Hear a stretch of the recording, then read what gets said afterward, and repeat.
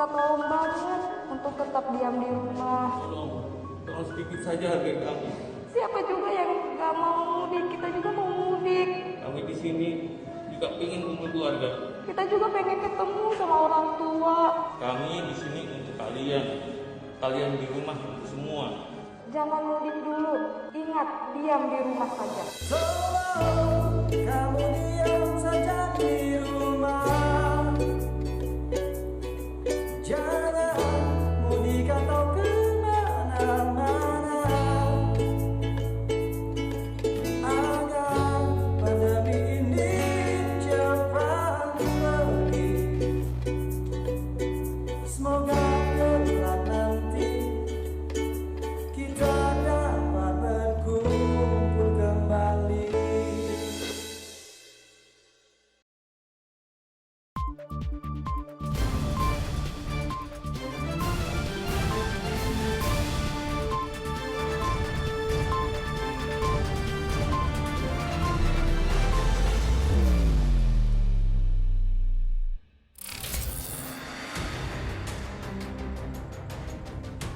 Sejak awal tahun 2020, pandemi COVID-19 melanda dunia. Hampir 90% negara di dunia hingga kini tengah berjuang melawan virus corona yang menyerang sistem pernafasan ini. Saya telah menyampaikan ada 2 pasien yang sudah positif terkena virus COVID-19. Pada tanggal 2 Maret 2020, kasus COVID-19 pertama ditemukan di tanah air. Sudah 3 bulan lamanya, pemerintah masih terus berjuang untuk dapat memutus rantai penyebaran virus corona.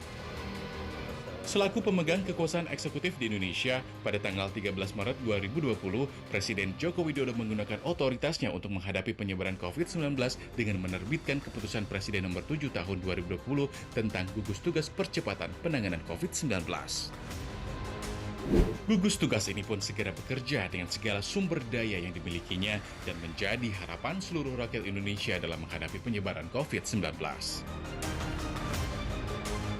Kepolisian Negara Republik Indonesia sebagai pengayom, pelayan, dan pelindung masyarakat pun menjadi salah satu elemen dalam gugus tugas tersebut. Bahkan, peranan Polri sangat penting dalam melakukan proteksi, edukasi, hingga penegakan hukum atas keselamatan masyarakat. Dalam sepekan, jumlah pasien positif COVID-19 di tanah air mengalami peningkatan yang cukup signifikan. Hal ini menjadi landasan pemerintah untuk menerapkan physical distancing sebagai salah satu upaya mengendalikan penyebaran COVID-19. Jika Anda tidak sehat atau merasa ada gejala, Untuk memastikan physical distancing berjalan disiplin dan efektif dan berpedoman pada asas keselamatan rakyat adalah hukum tertinggi atau Saulus Populi Suprema Lex Esto, Kapolri Jenderal Polisi Idam Aziz pun mengeluarkan maklumat yang berisi larangan berkumpul massa dalam jumlah banyak.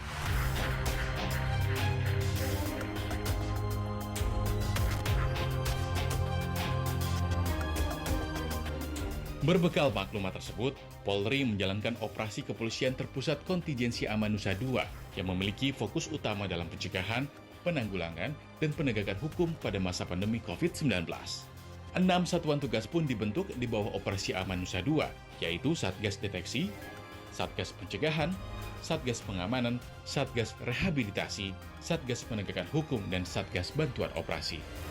Ya, kami menggelar operasi setelah Bapak Kapolri mengeluarkan maklumat nomor 3 Romawi tahun 2020, tanggal 19 Maret yang lalu, kita menggelar operasi Amanusa membantu gugus tugas yang ada di pusat maupun di daerah. Di mana di gugus tugas pusat, Pak Asop bertindak sebagai Wakil Kepala Gugus Tugas Penanggulangan COVID Pusat, Pak Kapolda, Kapolres ini menjadi Wakil Gugus Tugas di daerah. Nah, kita memberikan kemudahan kepada para Kasatwil di lapangan, Pak Kapolres, para Kapolda, kemudian kita sendiri untuk bisa menggunakan anggaran kontingensi itu untuk mendukung pencegahan COVID-19. Tim Satgas ini akan terus beroperasi selama status darurat bencana wabah COVID-19 diberlakukan dan akan menegakkan hukum terhadap para pelanggar kebijakan pemerintah. Secara teoritis, Polri diberikan pilihan dalam menghadapi berbagai situasi, yaitu dengan pendekatan law enforcement atau represif dan pendekatan social defense atau persuasif. Pendekatan persuasif menjadi pilihan utama Korps Bayangkara dalam melaksanakan operasi ini. Pemetaan wilayah yang rawan penyebaran virus corona merupakan salah satu langkah preemptif yang diambil. Sosialisasi maklumat Kapolri serta sosialisasi upaya pencegahan penyebaran virus corona pun dilakukan para personel Polri di seluruh penjuru tanah air. Selain menjaga keamanan, peran komunikasi Korps Bayangkara juga diperlukan dalam mensosialisasikan kebijakan pemerintah dalam penanganan pandemi COVID-19 ini. Berbagai sosialisasi juga tidak hanya dilakukan secara langsung. Media digital pun disasar Polri agar sosialisasi ini dapat menyentuh publik secara masif.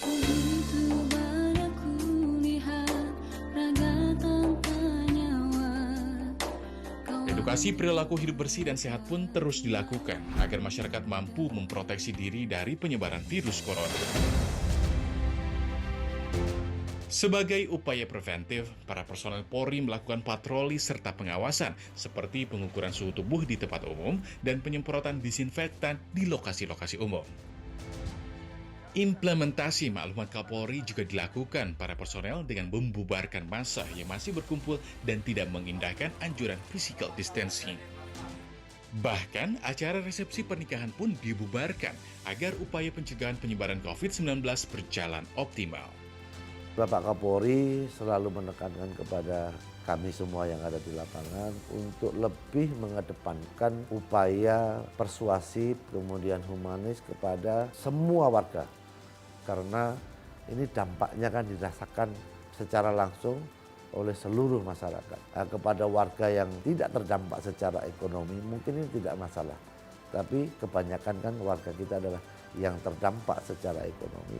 Oleh karena itu upaya penegakan hukum menjadi langkah yang terakhir setelah upaya persuasif humanis kita lakukan. Dalam Undang-Undang Nomor 2 Tahun 2020 tentang Kepolisian Negara Republik Indonesia, fungsi kepolisian adalah salah satu fungsi pemerintahan negara di bidang pemeliharaan keamanan dan ketertiban masyarakat, penegakan hukum, perlindungan, pengayoman, dan pelayanan kepada masyarakat. Sebagai salah satu wujud pelayanan di masa pandemi ini, jajaran kepolisian juga telah menyiapkan ruang isolasi untuk pasien terjangkit COVID-19. Menyiapkan sarana dan petugas kesehatan hingga pendampingan terhadap keluarga pasien. Kapusdokes dan para Kapidokes di wilayah mempersiapkan rumah sakit rujukan bagi penanganan COVID-19 yang ada di seluruh Indonesia, membantu penyiapan rumah sakit yang dilaksanakan oleh gugus tugas.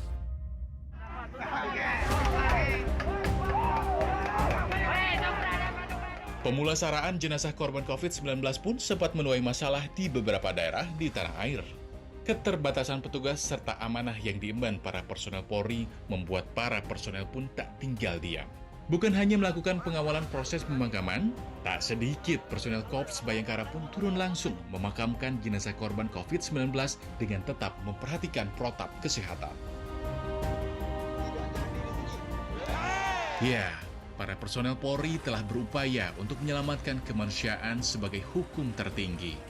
Namun, upaya tersebut masih belum dapat membasmi virus corona di tanah air tanpa adanya kedisiplinan masyarakat untuk terus mematuhi peraturan dan kebijakan yang telah ditetapkan pemerintah.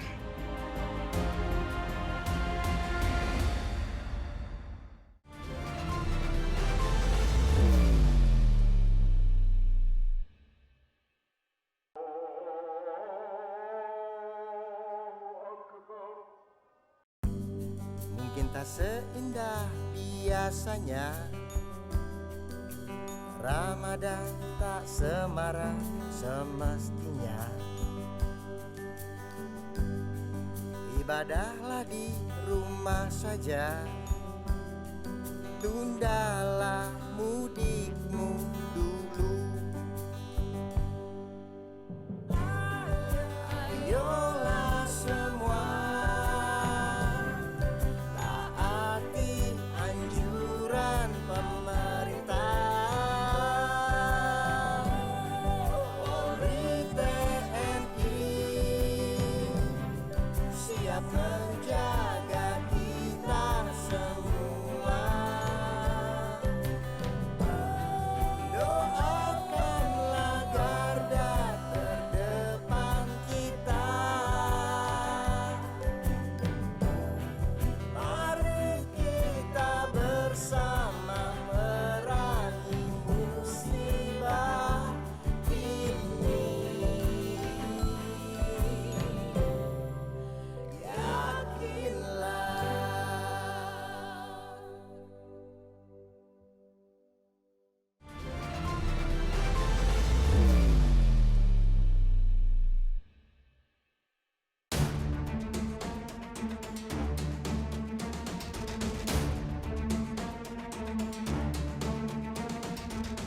Upaya pencegahan dan pemutusan rantai penyebaran COVID-19 di tanah air membutuhkan kedisiplinan seluruh masyarakat. Pemerintah pun memperkuat kewajiban physical distancing melalui peraturan pemerintah nomor 21 tahun 2020 tentang pembatasan sosial berskala besar dan peraturan Kementerian Kesehatan nomor 9 tahun 2020. Meskipun keberhasilan PSBB tergantung dari kesadaran dan kedisiplinan masyarakat, namun untuk memastikan keduanya berjalan diperlukan peranan para personel Korps Bayangkara. Ya, Kepolisian Negara Republik Indonesia adalah salah satu aparat pemerintahan yang bersentuhan langsung dengan masyarakat. Peran Polri sangat krusial dan signifikan untuk mencegah penyebaran COVID-19. Pada satu sisi, Polri memiliki tugas rutin sebagai aparat penegak hukum dan penjaga ketertiban umum, sementara di sisi lain menjadi pihak yang diandalkan untuk menegakkan aturan PSBB.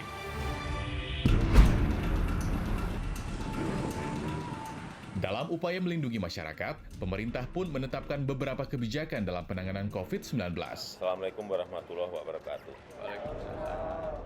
Sebagai penegak hukum dan pemelihara ketertiban masyarakat, Polri dituntut dapat mengimplementasikan kebijakan-kebijakan yang telah ditetapkan pemerintah.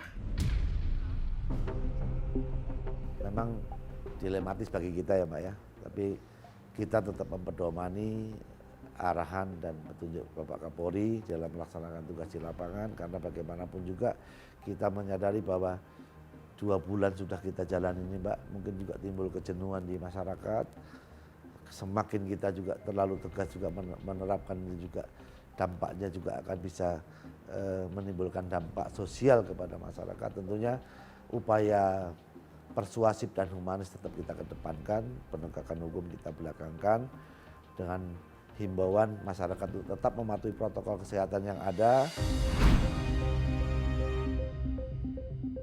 Kebijakan PSBB yang diambil oleh 4 provinsi dan 22 kabupaten kota ini juga menuai konsekuensi yang dirasakan masyarakat. Pembatasan ruang gerak dan mobilitas ini membuat para pencari nafkah harian kehilangan pekerjaan. Bahkan, Kementerian Tenaga Kerja mencatat lebih dari 1,9 juta pekerja dirumahkan atau terkena PHK. Banyak pihak yang memprediksi besarnya angka pengangguran pada masa pandemi dapat memicu kenaikan angka kriminalitas. Namun, profesionalisme para personel Korps Bayangkara mampu menghilangkan keresahan masyarakat. Terbukti, pada masa pandemi, angka kriminalitas di tanah air terjadi penurunan hingga 19,9%. Penegakan hukum terhadap penyebar berita-berita bohong dan kejahatan-kejahatan yang meresahkan masyarakat yang terjadi selama pandemi berlangsung. Cybercrime, artinya kejahatan-kejahatan terkait dengan penyebaran berita yang meresahkan masyarakat dan tidak benar, ini yang menjadi terjadi peningkatan 5,74 kasus dari 783 tindak pidana menjadi 828 tindak pidana, termasuk penimbunan alat-alat kesehatan. Itu yang menjadi fokus prioritas sebagaimana apa yang dimaklumatkan oleh maklumat Pak Kapolri pada bulan Maret yang lalu. Pandemi COVID-19 pun mengguncang perekonomian di seluruh dunia, tak terkecuali di Indonesia. Akibat pandemi ini, banyak warga tidak mampu untuk mencukupi kebutuhan pangan hariannya. Pemerintah pusat dan daerah pun telah menjamin kebutuhan warga dengan menyediakan bantuan melalui jaringan pengaman sosial. Bersama dengan TNI dan pemerintah setempat, para personil Bayangkara juga diamanatkan dapat mengawasi program bantuan sosial berjalan dengan baik, lancar, tepat sasaran, dan tepat guna. Bahkan, Korps Bayangkara juga telah mengalokasikan dana kontingensi serta menyiapkan cadangan beras di setiap jajarannya untuk disalurkan kepada masyarakat terdampak COVID-19. Bapak Presiden secara khusus meminta kepada Bapak Kapolri untuk menyiapkan cadangan logistik di tiap Polres dan Polda. Tiap Polres itu 10 ton Pak, beras, kemudian di Polda itu 25 ton, dan kita di Mabes ini punya cadangan hampir 11.000 ton yang sewaktu-waktu bisa didorong untuk membantu masyarakat yang memang membutuhkan pangan.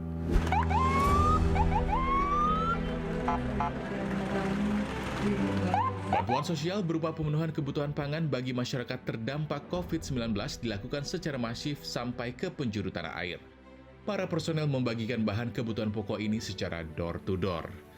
Demi mencapai daerah pelosok, para personel pun rela berjalan kaki menembus hutan dan menggunakan kuda sebagai sarana transportasinya.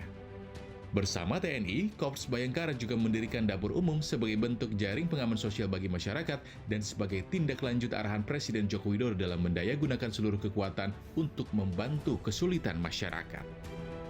Selain memberikan bantuan bahan pokok, Kepolisian Negara Republik Indonesia juga menginisiasi untuk melakukan pelatihan keterampilan yang dapat bermanfaat dalam jangka waktu yang panjang. Kemudian di Bimas kita juga sudah menghimbau memerintahkan kepada para Dirbimas untuk menggerakkan Babin Kamtibmas beserta Babinsa yang ada di wilayah dalam kerangka 3 pilar plus bersama kepala desa dan lurah yang ada di lapangan untuk mulai mengajak masyarakat untuk mengisi waktu di rumah dengan kegiatan-kegiatan bercocok tanam, mungkin memanfaatkan space ruang yang ada di rumahnya, mungkin dengan pelihara lele, kemudian tanam sayur mayur.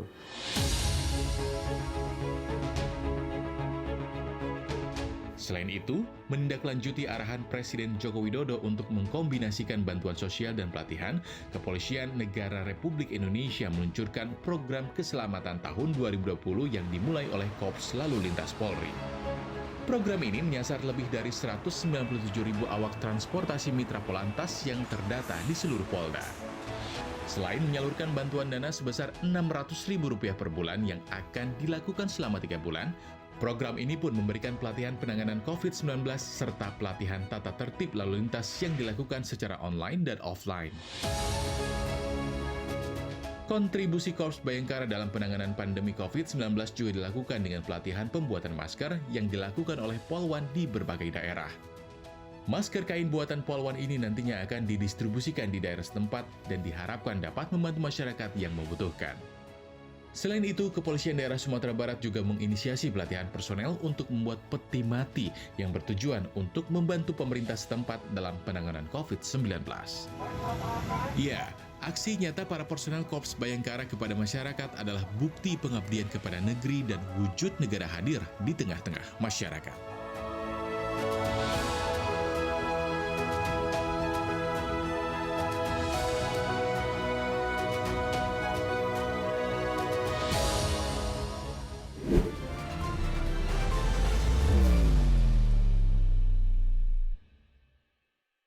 Cegah COVID-19 bersama Rico dan David alias Kofi. Kok kayak film virus ya? Mau kemana sih lu? Ya mau hangout lah. Eits, jangan keluar rumah dulu. Apa sih? Kita sedang bertempur melawan virus corona. Kalau nggak boleh keluar rumah, terus ngapain Di dong? rumah bukan berarti nggak produktif. Tetap menjaga pola hidup sehat. Rajin cuci tangan minimal 20 detik. Udah belum? Makan makanan yang bergizi. Jangan lupa olahraga biar kuat. Kalau kangen, jangan mudik dulu. Kan bisa video callan. Ini HP gua. Nanti kalau di luar ada apa-apa, gimana? Kami tetap kerja, kalian di rumah saja. Untuk kita, untuk semua, untuk Indonesia.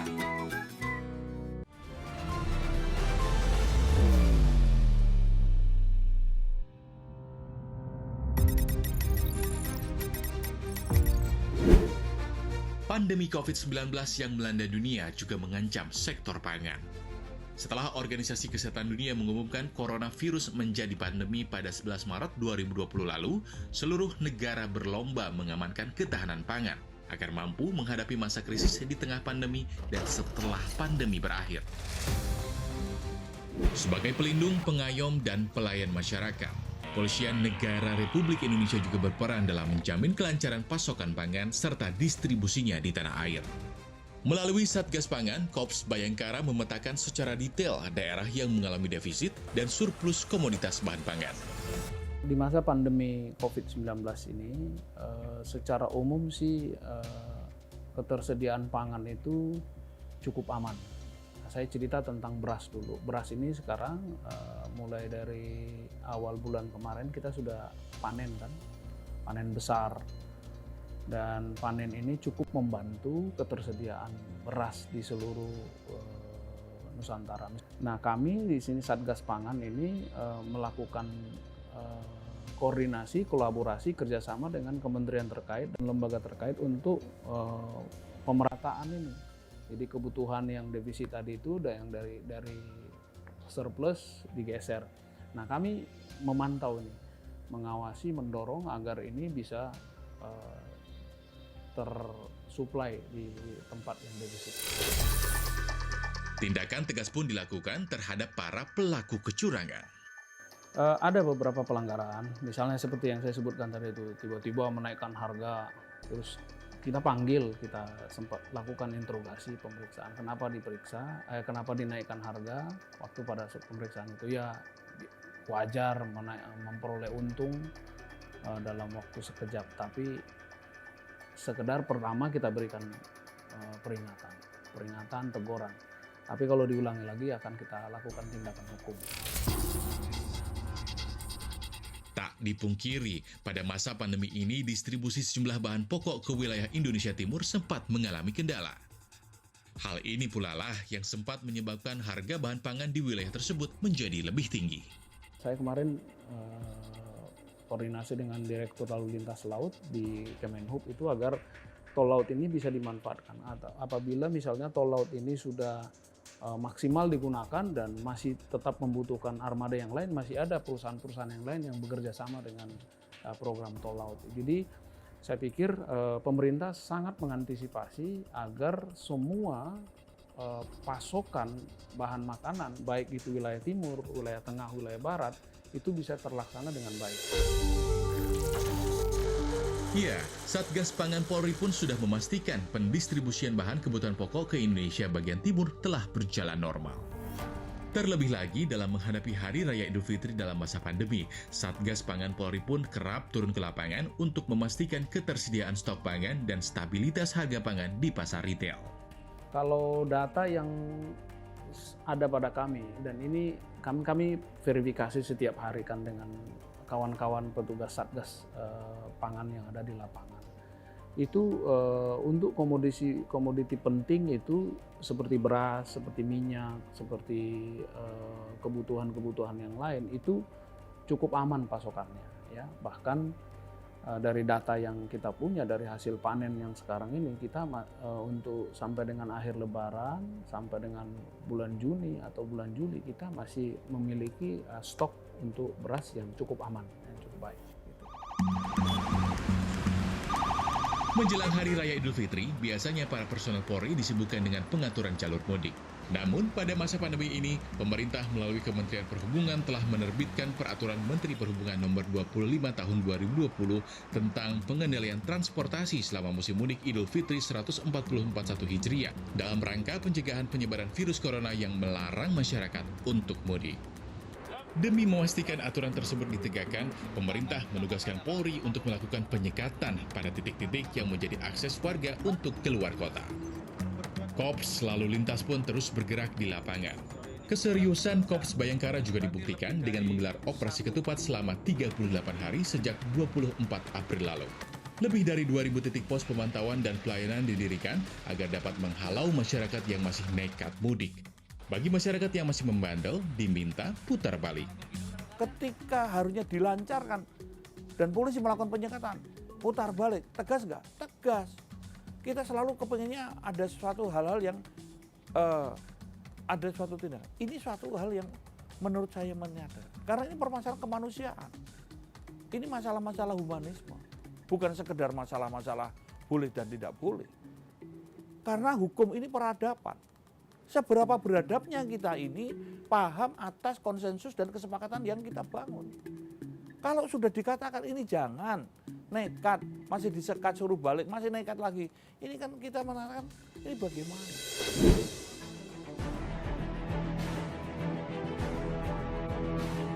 Di tengah larangan mudik, jajaran kepolisian Polda Metro Jaya mengamankan 202 unit kendaraan yang diduga dijadikan travel gelap. Sanksi tilang pun akhirnya diberikan kepada para pengemudi yang masih membandel tersebut.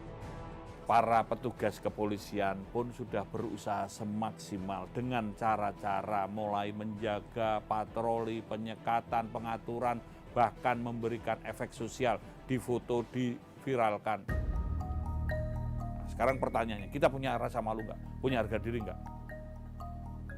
Kita bangsa terdidik nggak? Kita bangsa beradab tidak? Kalau kita katakan iya, mari lakukan. Kalau pertanyaan begini, kita tadi saya katakan, kita selalu ancaman hukum, ditindak begini. Bukan itu maksud saya. Kita ini kan permasalahannya bukan pada pelanggaran lalu lintasnya sebetulnya, tapi pada kemanusiaan. Ini masalahnya kan karena ada COVID. Tahu nggak COVID ini berbahaya? Tahu nggak kalau ini berdampak luas? Tahu nggak seluruh dunia terkena? Pasti semua tahu. Tapi saya kan nggak dihukum, kan nggak dilanggar. Itu yang namanya menurut saya, ini jangan merusak peradaban. Ini masalah kemanusiaan. Kita ini sayang sama diri kita dan sayang orang yang kita kunjungi. Orang-orang yang kita cinta ini bisa terdampak. Apakah kita juga yakin tidak tertular? Apakah kita yakin juga tidak menularkan? Ini yang harus kita sadari. Ini masalah kemanusiaan. Ini masalah kesadaran. Ini tanggung jawab. Ya, masyarakat menjadi pemeran utama dalam keberhasilan implementasi kebijakan pemerintah dalam penanganan COVID-19. Menurut kebijakan publik, langkah tegas Polri jelas diperlukan agar upaya yang dilakukan dapat berhasil. Penularan virus corona biar tidak kena kita semuanya. Mohon Bapak Ibu kesadarannya ditaati, ini untuk kita semua.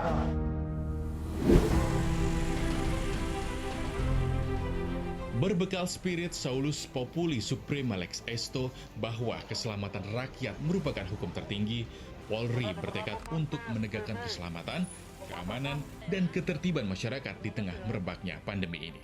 Sepanjang vaksinnya belum ditemukan, kita harus siap hidup berdampingan dengan virus ini. Itu guru kita di dalam membangun sistem kekebalan tubuh kita. Tetap di rumah, tenang. Pemerintah sudah bekerja untuk mempersiapkan semuanya. Banggalah kalau tertib, banggalah kalau mengikuti peraturan pemerintah, bukan bangga kalau melanggar. Jalan hidup, dan kita harus optimis bahwa dengan berpikir positif, perilaku hidup sehat, memperdomani protokol kesehatan, ya kita tidak akan mati kalau belum waktunya. Dan banggalah kalau tertib, mari kita jadi patriot bangsa ini dengan baik. Polri dituntut untuk terus melakukan edukasi dalam pengimplementasian kebijakan pemerintah yang berlaku. Polri dituntut untuk terus melakukan pengawasan di lapangan. Polri dituntut untuk terus menjamin keamanan dan ketertiban masyarakat. Polri telah mengeluarkan maklumat. Ini larangan pemerintah, tidak mudik untuk sementara. Polri minta apa? Polri hanya meminta agar Anda selalu mengikuti serta mematuhi kebijakan pemerintah yang berlaku, agar pandemi ini dapat cepat pergi dari tanah air.